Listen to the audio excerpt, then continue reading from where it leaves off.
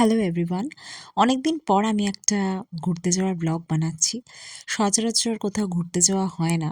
তো বেহালাতে এই একটা মন্দির আছে, স্বামীনারায়ণ মন্দির, যেটা জোকাতে আছে। তো আমার কাকি শাশুড়ি হঠাৎ বলল, "চলো ঘুরে আসি কোথাও।" খুবই ঠান্ডা পড়েছে আর ঠান্ডার মধ্যে ঘুরতে যেতে কার না ভালো লাগে বলো? তো আমরা সবাই চলে গেলাম এই মন্দিরে।